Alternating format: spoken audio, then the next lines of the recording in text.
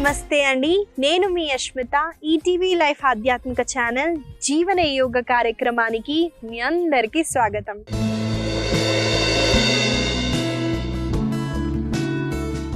ఎలా ఉన్నారండి మీరంతా? నేనైతే చాలా బాగున్నాను.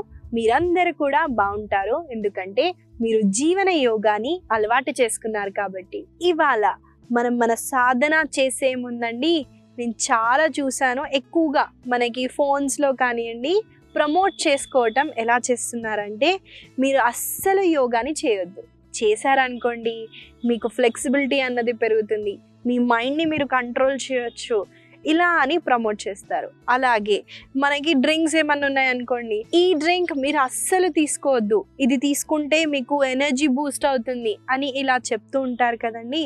తీసుకోవద్దు అన్న పాయింట్ని మీరు గుర్తుపెట్టుకోండి. మనము ఒకప్పుడు ఇలా ప్రమోట్ చేస్తామండి, ఇది వాడండి, ఇది మంచిది అని. కానీ ఇప్పుడు మాత్రం అలాగే స్టోరీల్లో చూసుకోండి, నెగిటివ్ క్యారెక్టర్కి ఎలివేట్ చేస్తారు, మనకు కూడా ఆ క్యారెక్టరే నచ్చుతుందండి. మన మైండ్ సెట్ బట్టి వాళ్ళు కూడా అలా తీస్తున్నారేమో అండి. కాబట్టి ఎంత అయితే అంత మన మైండ్ సెట్ని పాజిటివ్గా పెడదాం. అలా చేయటం వల్ల మన పిల్లల అప్పుడు మనకి ఎక్కువగా మంచిదన్నది అలవాటు అవుతుంది. నేను ఒక్కసారి చెప్పింది ఆలోచించండి. యోగా సాధన వల్ల అండి మనము చూసేది, మనం ఆలోచించేది ఒకవేళ చెడు ఉన్నా కూడా అది మనకి మంచిలాగా కన్వర్ట్ అవుతుందండి. మెల్లమెల్లగా మనం దీన్ని చేయొచ్చు. మనము ఋషులు అందరూ ఫాలో అయ్యేది సబ్జెక్ట్ అయితే ఇదే అండి, ఇవే ప్రాణాయామాలు, ఇవే ఆసనాలు. కానీ మెల్లమెల్లగా వాళ్ళు గ్రో అవుతారు. కాబట్టి మనం కూడా మన సాధనాన్ని ఇంకా ముందుకు తీసుకెళ్దాము. మొదటిగా మనము వార్మప్స్తో స్టార్ట్ చేద్దామండి. మనము చూడండి, నేను ఇటువైపు తిరుగుతున్నాను, మీరు చూసి చేయటానికి ఈజీగా ఉంటుందని ఒక వైపున తిరిగానండి. 2 కాళ్ళని దగ్గరికి పెట్టండి. పెట్టిన తర్వాత 2 చేతుల్ని వెనక్కి తీసుకెళ్ళండి. చూడండి, నేను ఇక్కడ ఇంటర్లాక్ చేశాను 2 చేతుల్ని. ఇక్కడ మీరు శ్వాసని తీసుకుంటూ ఛాతీ భాగాన్ని మంచిగా ఓపెన్ చేస్తూ, శ్వాసని వదిలేటప్పుడు మోకాలని బెండ్ చేస్తూ, మీ ఛాతీని మీ తొడల దగ్గర ఆనిస్తూ చూడండి, చేతులని ఎంత అయితే అంత ముందుకి తీయండి. మళ్ళీ శ్వాసని తీసుకుంటూ పైకి లిఫ్ట్ అయ్యి, శ్వాసని వదిలేటప్పుడు బెండ్.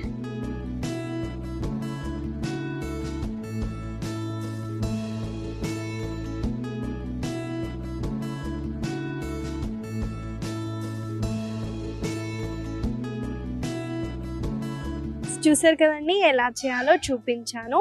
మనము కలిసి ఈ ప్రాక్టీస్ని చేద్దాము. నాతో పాటు మీరు చేయండి.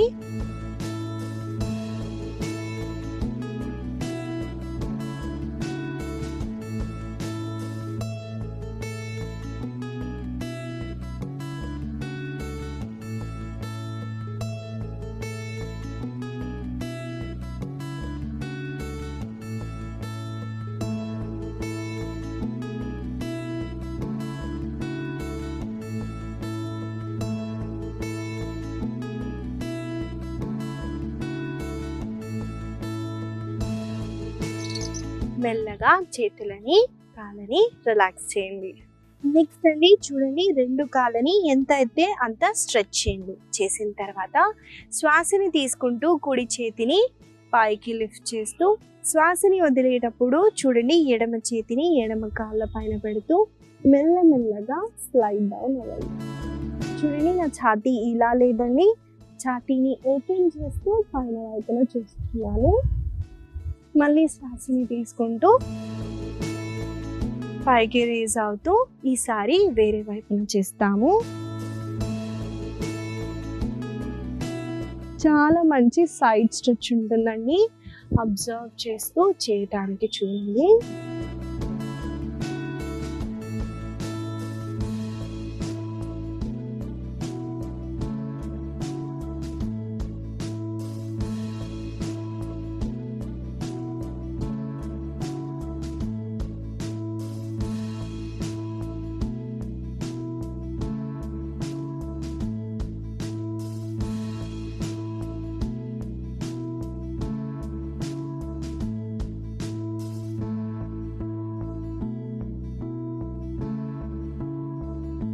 మెల్లగా శ్వాసని తీసుకుంటూ సెంటర్కి వచ్చేసి కాళ్ళని రిలాక్స్ చేయొచ్చు. ఇప్పుడు మెల్లగా కుడి కాళ్ళని ముందుకి స్ట్రెచ్ చేస్తూ యాంకిల్ రొటేషన్ అయితే చేయండి.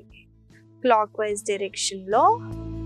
బ్యాలెన్స్ చేయటం అన్నది ఇబ్బంది అయిపోతుందండి. ఒక కాళ్ళ పైన బిగినర్స్గా ఉంటే గోడ సపోర్ట్ తీసుకొనైనా చేయొచ్చు, లేదా చేతులని మనం ఇలా వేస్ట్ పైన కూడా పెట్టొచ్చు. ఇప్పుడు రివర్స్ డైరెక్షన్లో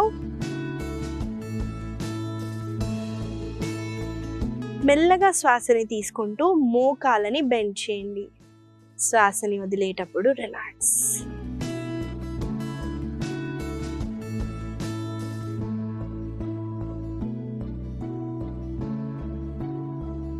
మెల్లగా కుడి కాళ్ళని రిలాక్స్ చేస్తూ ఈసారి ఎడమ కాళ్ళతో యాంకిల్ రొటేషన్ అండి.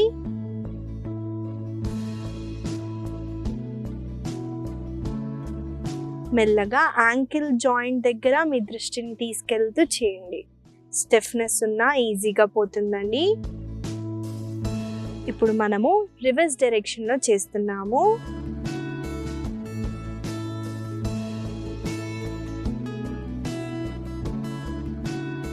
మెల్లగా శ్వాసని తీసుకుంటూ కాళ్ళని ఇలా ఫోల్డ్ చేస్తూ శ్వాసని వదిలేటప్పుడు స్ట్రెచ్. చూసారు కదండి ఎలా చేస్తున్నానో.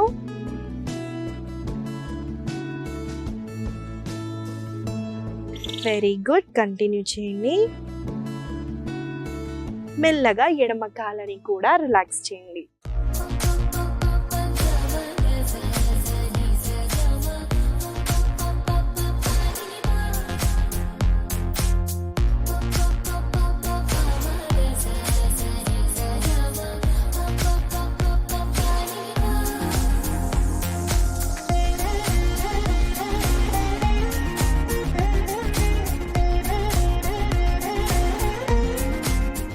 మనము ఆసన సాధనలోకి అయితే వెళ్ళిపోద్దామండి. మొదటిగా మనం చేయబోయే ఆసన పేరు నటరాజాసన. ఈ ఆసన ఎలా చేయాలో చూపిస్తానండి. ముందుగా మనము తాడాసనాలో నిల్చోవాలి. నిల్చిన తర్వాత కుడి కాళ్ళని వెనకాల వైపున ఫోల్డ్ చేయండి. అలాగే కుడి కాళ్ళని కుడి చేతితో హోల్డ్ చేస్తూ ఎడమ చేతిని చిన్ ముద్రలో పెడతారు. మీ బొటన వేలు చూపుడు వేలు అన్నది టచ్ అవుతుందండి. చేతిని శ్వాసని తీసుకుంటూ స్ట్రెచ్ చేయండి. ఇప్పుడు శ్వాసని వదిలేటప్పుడు కొంచెం బెండ్ ఫార్వర్డ్ అవుతూ కాళ్ళని పైకి ఇంకా వెనకాలకి స్ట్రెచ్ చేయండి. మళ్ళీ మెల్లమెల్లగా శ్వాస వదులుతూ రిలాక్స్ అవ్వచ్చు. చూసారు కదండి నటరాజాసన ఎలా చేయాలో చూపించాను. ఈ ఆసన చేయటం వల్ల ముఖ్యంగా మన కాళ్ళు అన్నది స్ట్రెంగ్తన్ అవుతుందండి. అలాగే చూడండి ఈ వైపున మనము ఫోల్డ్ చేస్తున్నాం అంటే మన బ్యాక్ దగ్గర ప్రెషర్ పడుతుంది.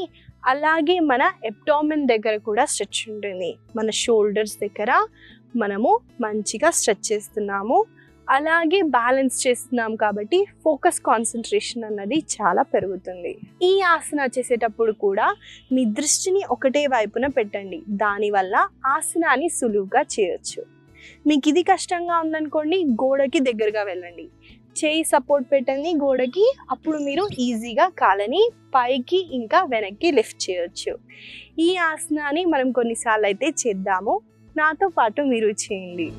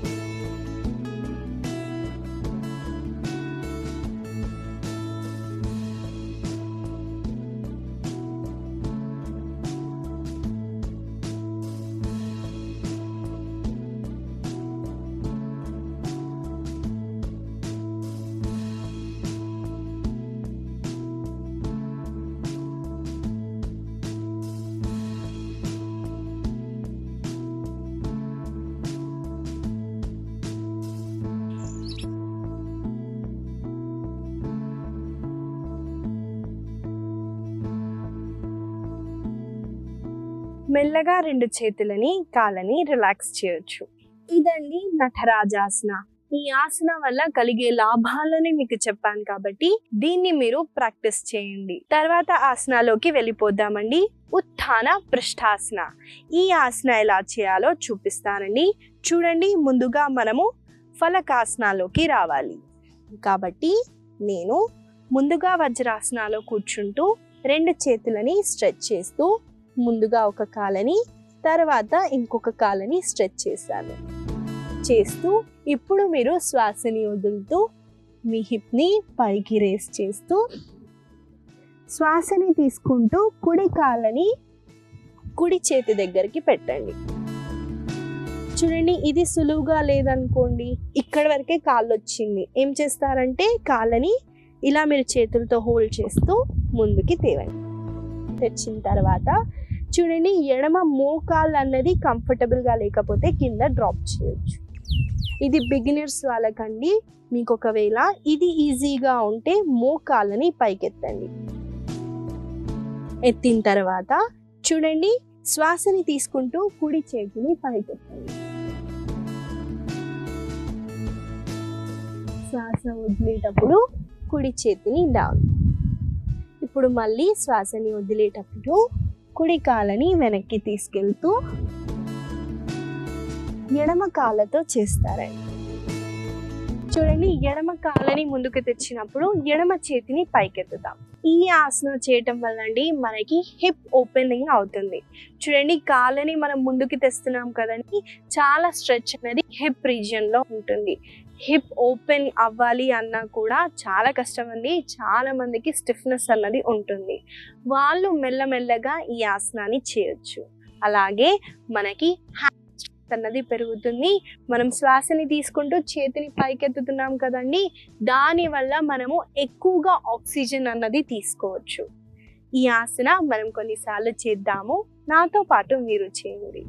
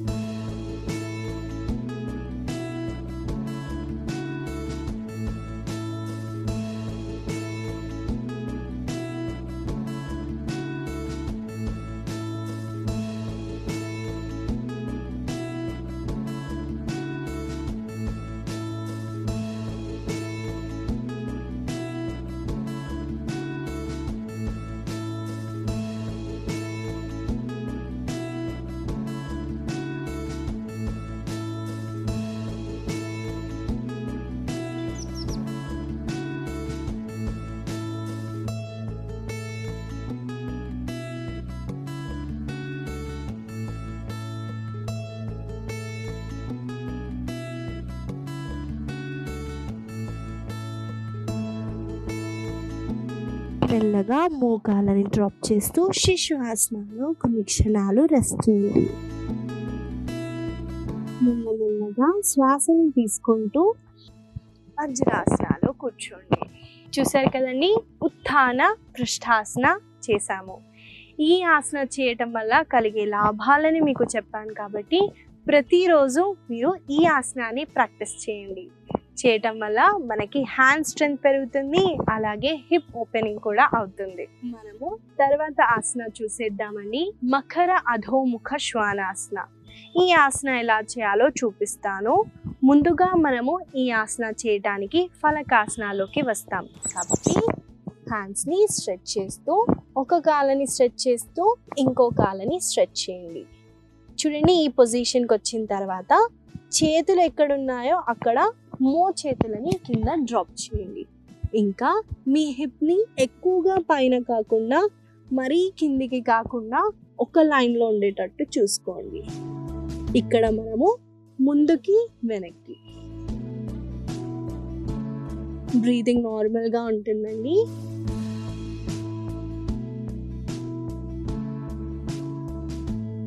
మెల్లగా మకరాసనాలో రెస్ట్ చేయొచ్చు. చూసారు కదండి, ఆసన ఎలా చేయాలో చూపించాను. ఈ ఆసనాన్ని మనం కలిసి కొన్నిసార్లు చేద్దాము. నాతో పాటు మీరు చేయండి.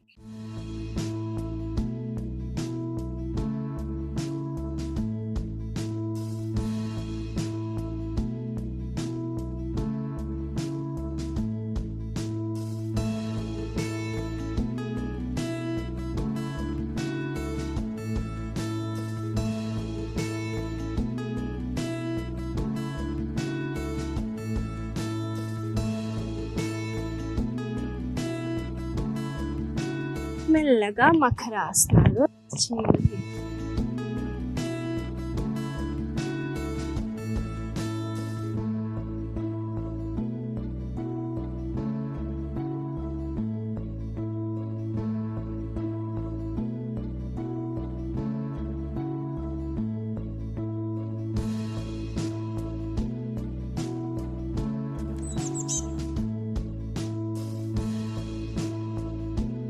మెల్లగా ఒక వైపున తిరుగుతూ సుఖాసనాలు కూర్చోండి.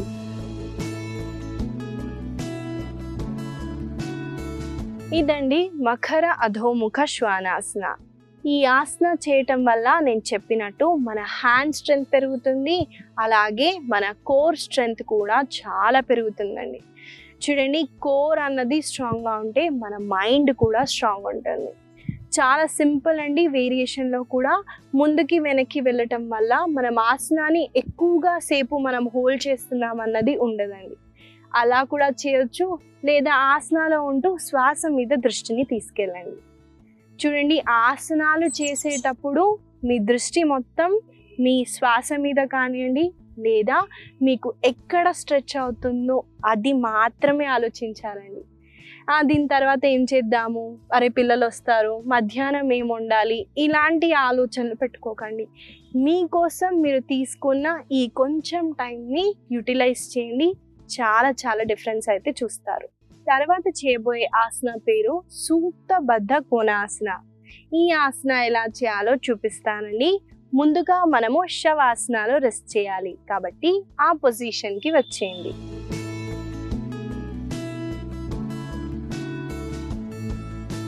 ముందుగా మనము 2 కాళ్ళని ఫోల్డ్ చేయాలని. 2 మోకాలు పైన వైపున ఫేస్ చేస్తాయి.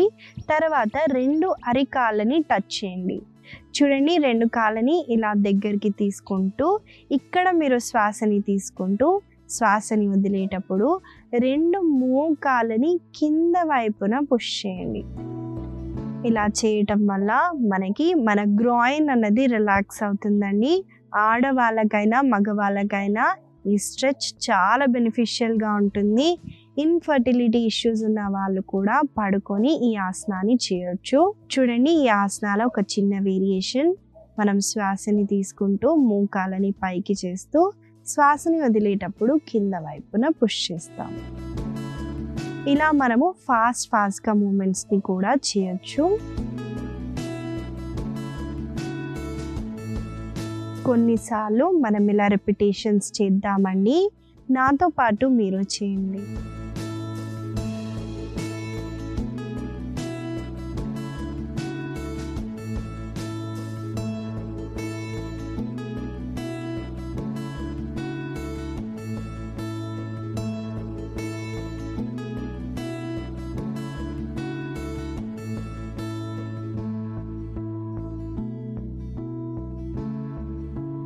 ఇప్పుడు మెల్లగా 2 చేతులని మోకాళ్ళ పైన పెడుతూ మెల్లమెల్లగా మీకు కంఫర్టబుల్ ఉన్నంత వరకు కింద వైపున స్ట్రెచ్ చేయండి. మీరు ఇలా పుష్ చేస్తే ఇంకెక్కువగా స్ట్రెచ్ అన్నది అవుతుందండి. కాళ్ళు ఒకవేళ దూరంగా ఉందనుకుంటే కొంచెం మీరు వెనక్కి తీసుకొచ్చి పుష్ చేయొచ్చు.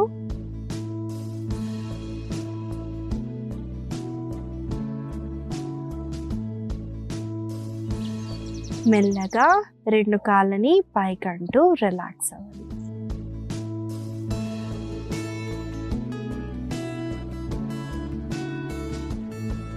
శవాసనాలో కొన్ని క్షణాలు ఉంటూ బాడీలో ఏం జరుగుతుందో అబ్జర్వ్ చేయటానికి ట్రై చేయండి.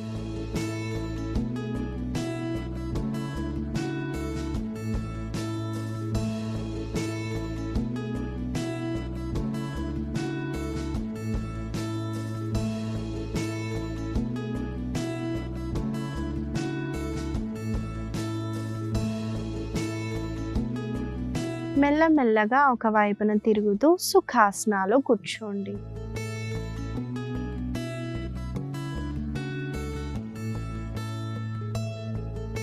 ఇదండి సూక్తబద్ధ కోణాసన. మనము కూర్చొని బద్ధ కోణాసన చేస్తాం కదండి. ఇది మనము బెడ్ పైన ఉన్నా, పడుకునే ముందైనా మీకు కొంచెం స్ట్రెస్గా ఉన్నా కూడా ఈ స్ట్రెచ్ని మీరు చేయొచ్చు. ఇది చేయడం వల్ల మనం చాలా డిఫరెన్స్ అయితే మన బాడీలో అబ్జర్వ్ చేస్తాము. కాబట్టి మీరు ఈ ఆసనాన్ని ప్రతిరోజు ప్రాక్టీస్ చేయడానికి ట్రై చేయండి. ఇదండి ఇవాళ మన ఆసనాలు.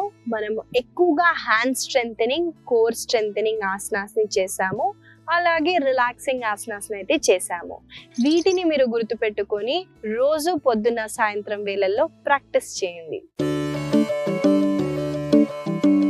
ఇవాళ నేను మీకు ఇచ్చే చిన్న సలహా ఏంటంటే అండి, మనము పడుకునేటప్పుడు ముఖ్యంగా మన ఆయుర్వేదంలో ఉందండి, మన అరికాళ్ళని మసాజ్ చేయాలండి.